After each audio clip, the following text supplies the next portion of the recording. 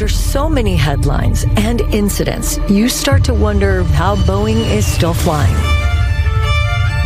With whistleblowing, you lose your job, you lose your community. I raised it to my quality manager. I went to FAA. I filed a complaint with OSHA. We were retaliated against.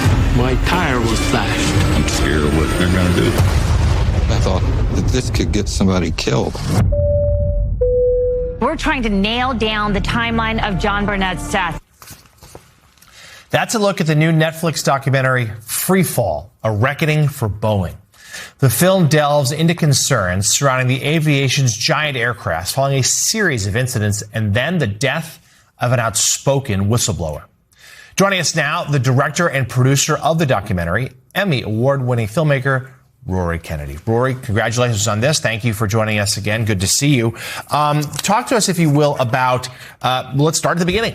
Certainly Boeing, had a series of high-profile incidents. Was that what decided for you that this was a story worth telling? And how did you decide on the angle you chose?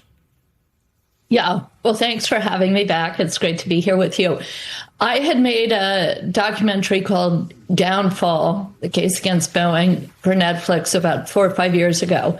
And that really focused on the 737 MAX crashes in which 346 people died, 2 airplanes, same model of airplane, new model of airplane, and they crashed within 5 months of each other.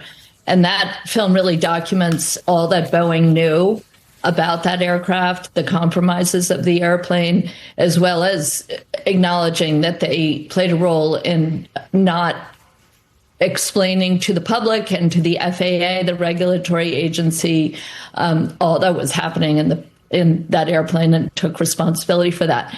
In the aftermath of those crashes where these 346 people were killed, Boeing promised us that it would change its ways. It wouldn't focus so much on profits. It would focus on safety and making sure these planes are safe for us to fly. But since then, unfortunately, once the MAX got into the air, we saw a lot of the old behaviors manifesting again. A number of whistleblowers were coming forward saying that not only were things reverting back to how they used to be at Boeing, but they in fact gotten worse. And in the same moment, we were seeing all of these incidents of cockpits filling with smoke, engines falling off of airplanes, and then, of course, the window coming off of the Alaska Airlines 737 MAX. Mid-flight, which was, obviously terrifying. And then my friend, who was also a whistleblower, John Barnett, died under very suspicious circumstances while he was doing a deposition about what he was seeing at Boeing. So let's talk more about that. We should know your first documentary was 2022. This is its sequel. The Barnett death certainly triggered a few headlines. But tell us more about what you found, which certainly is so suspicious at minimum in its timing. Yeah, so John was in our film Downfall and was a very brave whistleblower who really sacrificed so much what his concern is that they're making these airplanes, they're going up in the air and that they're going to fall out of the sky. And that, he felt responsible because he was the person who was in charge of safety, and he kept alerting his management about protocols that weren't being followed. He, just to drill down in some of the specifics, he said the oxygen masks are not working on these airplanes. And he did a study and found that 25% of the oxygen masks don't work.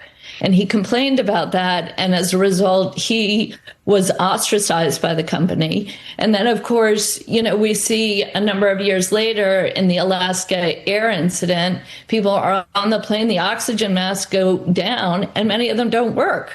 And if an oxygen mask isn't working at 30,000 feet, you have 20 seconds before things start going really badly and people start dying. So the implications of what John was complaining about and what these other whistleblowers are complaining about are so significant. We're not, Boeing's not making dishwashers. They're making airplanes that we all fly, that our children fly.